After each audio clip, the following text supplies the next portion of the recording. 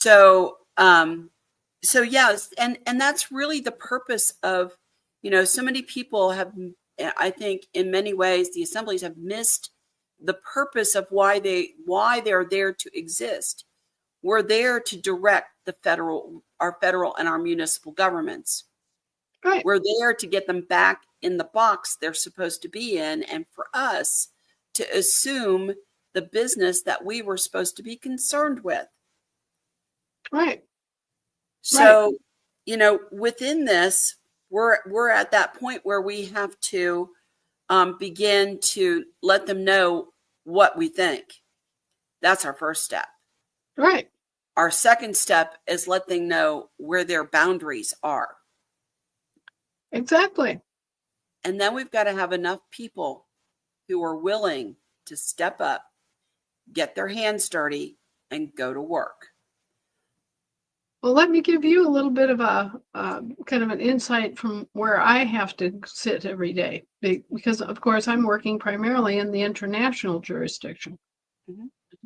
And so we wind up with situations where people who have been indoctrinated in a completely different system all their lives, British subjects, don't understand what our government is supposed to be doing, mm-hmm. Right? Right. We have to teach ourselves, but then we have to teach them. We have to teach our employees. We have to step aside and say, hey, we do this differently. That's okay for your people, but no, that doesn't apply to us. Yeah, your people have to pay all these outrageous taxes and additional excises and levies, but it has nothing to do with us, because those are debts that your king owes, and we don't owe those debts. Now, we have to be able to talk to them in a way that they can understand, so that they get the difference and they realize and take their constitutional obligation seriously. Because for so long, the constitutions were not being enforced from this side. Our state assemblies were not in session, and so our state citizens were not available to enforce the constitutions. Now that's changed. Now our state assemblies are in session. Now we have identified state citizens, and those people can enforce the constitutions with impunity. And I wanted to point out, a lot of people have confused the UN Corporation with the United Nations. These are two separate things. The United Nations organizations the organization itself is a profoundly good thing. The UN Corporation that hides behind it is a bad thing.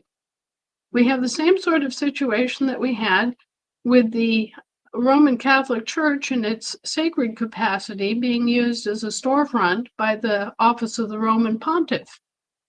Okay, so oftentimes you see that these bad organizations will get involved, infiltrate, somehow or another, get a relationship and use a good organization as a storefront. It's called a storefront. So that the good organization is able to be trusted and to have functions that everybody relies upon, and then the bad organization is in the background pretending some affiliation with the good organization and trading on the good organization's reputation. The same exact thing has been done in this country, where the good reputation of the Federation of States, doing business as the United States of America with a capital T on the, was deliberately used as a storefront by the, small THE, United States of America Incorporated.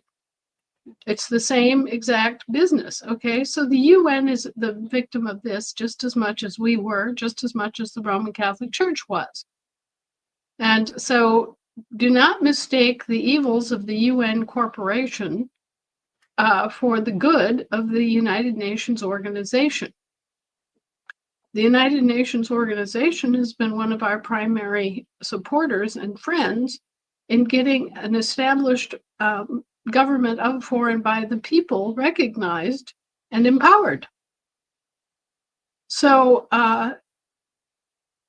don't fall victim to ignorant thinking and don't just assume things.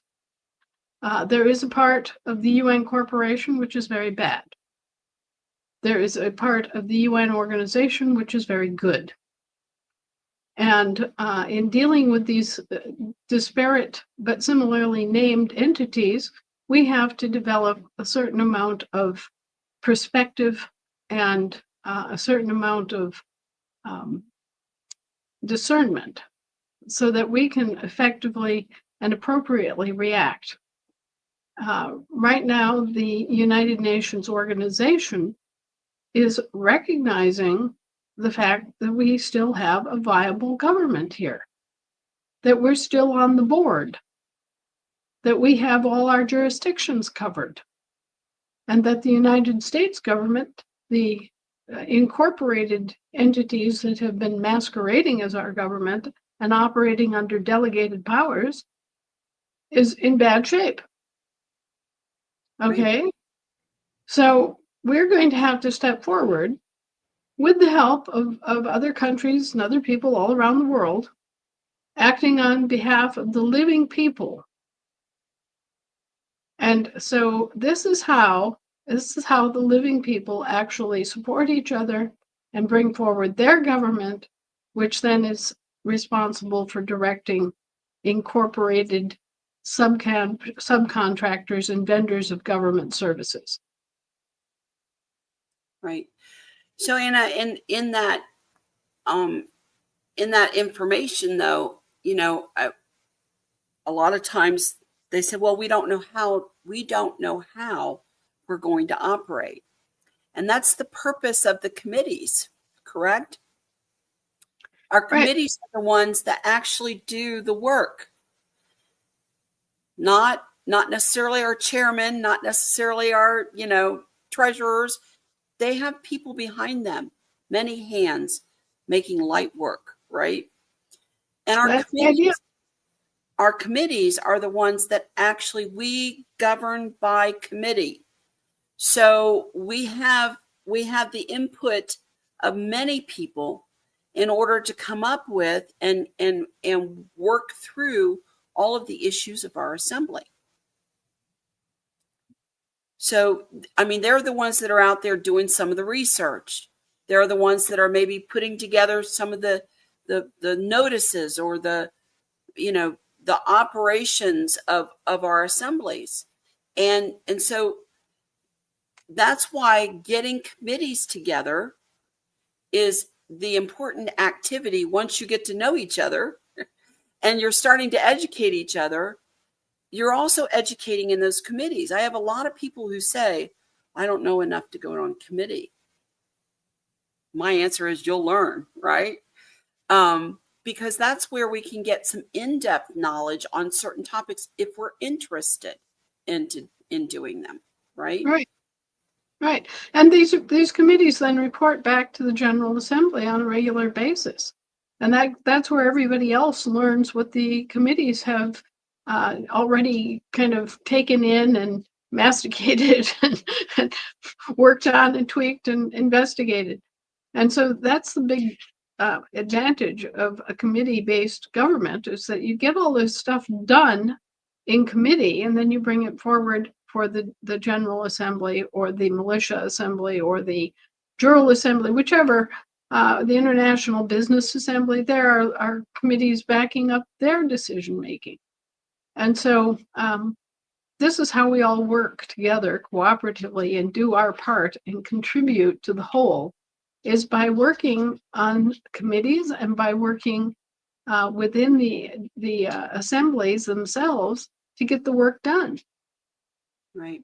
So this morning, I got a question about, well, what we need to do. And I said, well, what we need to do is we need more people to do those things, right? And they were like, well, and I said, wait, I got a little story to read you.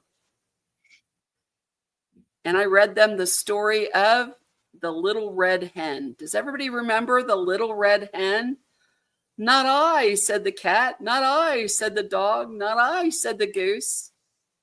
All right. When I got done, everybody was like, oh, You want the bread? Well, guess what? That's it. That's it. So, I would encourage you all to look at the Little Red Hen, because that's where many of our assemblies are. We need to call people to their duty and remind them that from the time they were a child, they've been told that their duty is to help out. Their Right. duty is to get involved, right? Right. And if they don't, then the bread doesn't get baked. That's right. That's exactly right. And nobody eats. Right. No one eats. And then there's George Washington. Everybody, I personally like the example of let George do it. No, George is dead. Sorry, George can't do it anymore. He did his,